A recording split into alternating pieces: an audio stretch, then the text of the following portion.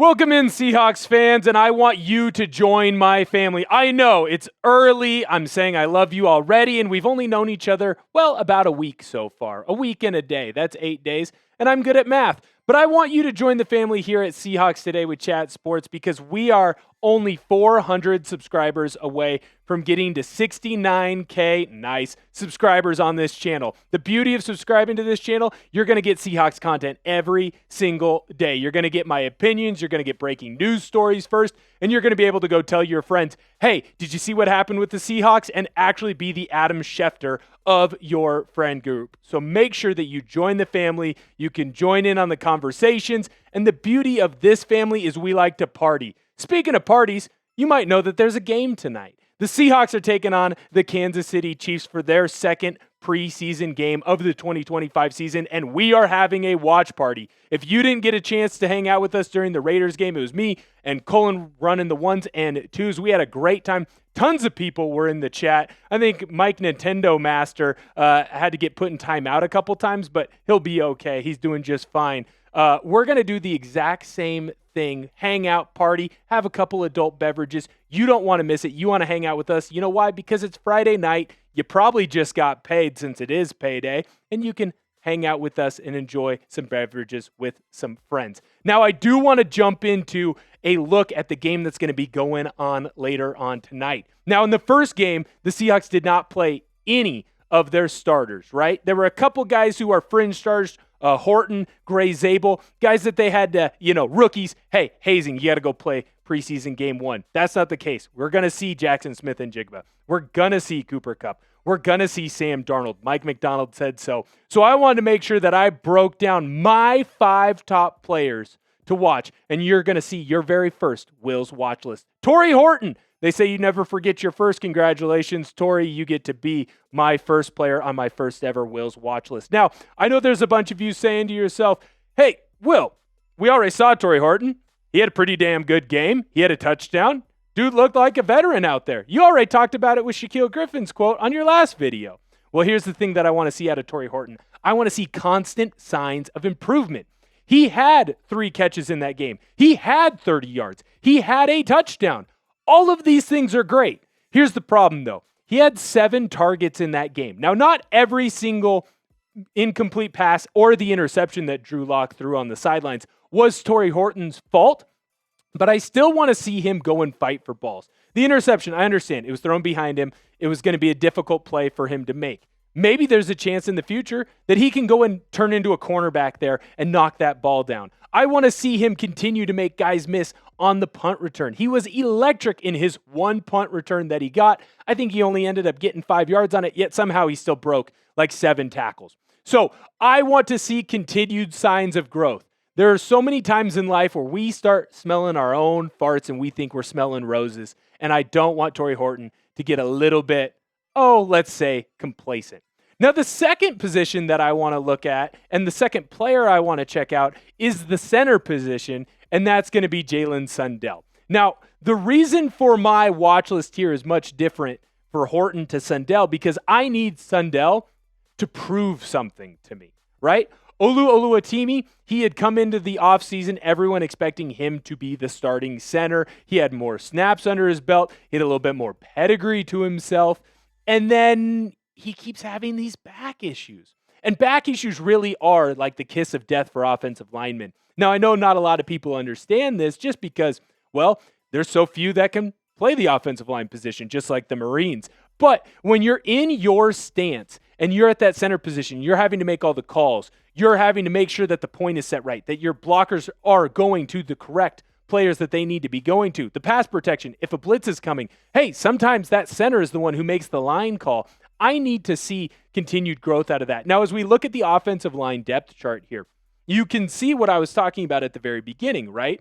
Obviously, Oluwatimi was expected to be the starter. Sundell was there to push him, but everyone kind of expected Sundell to be in that backup role. Well, guess what? At this point now, brother, you have to be a leader. You have to come in and be loud, be vocal, make sure that everyone is on point. Make sure that Gray's able when he has questions as a rookie, because as good as he looked last week, and trust me, the boy looked nice, he's still going to have moments where he needs help out there. You have to be loud. You have to be dominant at that center position. So make sure, Jalen Sundell, that you come out loaded for bear. I need to see a good performance from you, run blocking, pass blocking, and then, of course, at being a true leader. Now, every Seahawks fan knows that the worst position basically since the Super Bowl years has been the offensive line in Seattle because they don't spend any money on it. Well, maybe this year they're going to go and use the little bit of youth that they got from Gray Zabel. Maybe they found some diamonds in the rough. Maybe there are some players that have been drafted over the last couple of years, Anthony Bradford, Oluwatimi, even Christian Haynes, who isn't listed as a starter right now. Maybe they are going to finally step up and help push this offensive line to the next level. Are you nervous about how the offensive line has been playing? I'm at a 7.5 out of 10 right now. Let me know what your scale is. Make sure you type that in the comments down below. All right, so for our next spot, this person I highlighted in the pregame. I said, you need to pay attention to this running back. You need to make sure that your eyes are on Damien Martinez because he's going to go off. And then George Halani said, hold my beer, and he made me look stupid, and he went off. And Damien Martinez, well, he looked like a deer caught in headlights, a little bit like Bambi on ice. He fell down on a couple runs.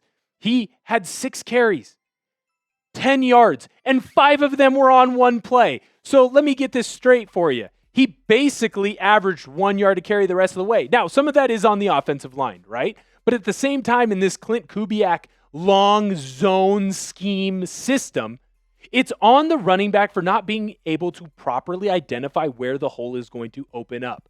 I came in all day talking up the greatness that was Damien Martinez because I got to see him at Oregon State, where he just ran downhill and he powered through players. Well, why couldn't he take that same type of explosiveness, that same type of strength? He's huge. He's built like a Greek god. Why couldn't he take that into the first preseason game and dominate? I thought there was no way that Las Vegas was going to be able to stop him. Yet, the guy who performed at the peak was the little running back out of Boise State. I can't believe that Seattle had the best running back out of Boise State in that game. But hey, I still think there's room for Damien Martinez to show it was just first game jitters. Come out and run the football effectively. When you're asked to be a pass protector in the pass blocking scheme, show that you can pick up where the blitzer is. If you can't, and there's no blitzer that's coming, show that you can get out into a route, or you can go and help an offensive lineman that's going to need it, or a tight end that's going to need it. Show that when you make a big cut, show that you aren't going to fall all over yourself, because Seattle needs a power back in the red zone. Charbonnet's been fine at it, but I think when you look at Damien Martinez, a guy that's over 200 pounds, a guy that's over 6 feet tall, when you go back and you look at his old Oregon State film, and I know it's a little bit different at Miami, but at Oregon State, everyone knew what they were going to do. They couldn't throw the ball. They had to run. DJU wasn't going to throw the ball all over those Pac-12 teams. He might run it all over them, but he wasn't going to throw it. Damien Martinez had to run, and they were loading the box. 8, 9, 10 guys sometimes, and he was able to run through their face. I need Damien Martinez to go back to that, and maybe Seattle will have a bigger version of beast mode. Show me that you can improve, Damien. All right, so for my next position, I'm going back to the big boys, and you're going to notice that this is a lot of offensive watch lists for me. Now, that is my expertise. That is my area that I played in back in the day when I was playing football games for like 10 people that really cared, and 5 of them were probably real family members of mine. But I want to look at this right guard position battle, and frankly, I want to watch Anthony Bradford, right? We've seen him perform over the years when he's gotten starts at that guard position, and it's been underwhelming to say the least. Now, he's gotten a lot of hype over the entire offseason of he's looking skinnier. He's also looking more jacked. He got into Jenny Craig, maybe. That last one's kind of a joke if you get weight loss stuff. Weight Watchers felt mean. But the whole thing around Anthony Bradford is he's coming back. He's ready to go. He's in better shape. He's taking this season more seriously than in the past. I'm still worried too. I understand what you're saying at your home right now. Will, you're saying all these nice, great things about a player, but I've seen him play. And everyone kind of expected Christian Haynes to push him more. Corbin Smith went out and tweeted this earlier this week. He said that it already seems like the position battle has been chosen. It's over. It's done. Bradford's the one getting the majority of the first team reps.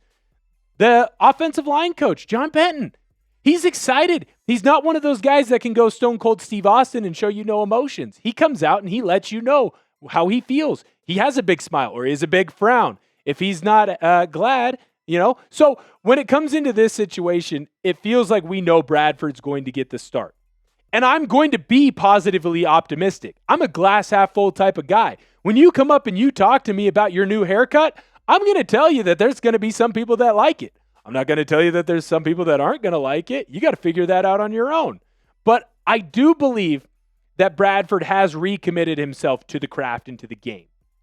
If he's able to truly learn the system and use his strength, which is unheard of, to keep pushing himself and pushing this team forward, Seattle might have finally found a road grader at that right guard spot. After watching how Gray Zabel performed at that left guard spot, man, if Bradford can get there, that's a pretty dang good offensive line. Now, my last player that I want to watch out for was another guy that I was hyped up last week. I tweeted out a video of him running the football over at Alabama, and that, of course, is Jaylen Milro at quarterback. Now, here's the beauty of Milro and his performance in the preseason week 1. Kind of did what we expected him to do. He threw the ball okay. He was fairly accurate, right? He ended up having about a 60% completion percentage. He had one big long run, but a lot of the bugaboos that popped up when he was playing at Alabama kind of popped up again to a lesser extent. Now, Milro's big thing when it came to throwing the football at Alabama was he can throw it deep, but he isn't going to complete medium. He isn't going to complete short passes. He did a better job of that. You can look right here at his stat line, right? 61 yards. He didn't have anything where he tried to really test the field. He didn't throw the ball deep, go after a deep vertical anywhere. 60% completion. He was 6 for 10 in this game. That isn't half bad, right? Hey, 60%, you're usually pretty happy. He had 38 rushing yards. 27 of them came on the same play. But you also saw in the second half when he came in for this game, you saw that offense slowly and surely stutter, sputter, and aside from one drive, they weren't able to get points. I need to see Milro lead more touchdown drives. I need him to get more offensive time on the field. I need him to show me that he can get more yards consistently. I get it, man. It's your first preseason game, and he was known for being a raw talent. And if he can figure it out, you're looking at a Lamar Jackson type of player, and that's not fair for me to compare him to Lamar Jackson. Hey, Will, you're comparing the guy to a 2-time MVP, probably should have been a 3-time. That isn't fair, but it really is what the comp could be if he gets fully there. Has he gotten all the way there? No, he absolutely hasn't, but I need to see him take steps towards that. I know that you have some players to watch at home, so I want you right now in the comments, make sure that you go and type in your player to watch. I will make sure that I go through, maybe we'll have a conversation about if I agree with you, if I don't agree with you, and who knows, maybe when you tune into the watch party, I'll be shouting out a couple of you guys because I thought you had great takes on players to watch. Thank you so much for tuning in, and I'll see you later tonight.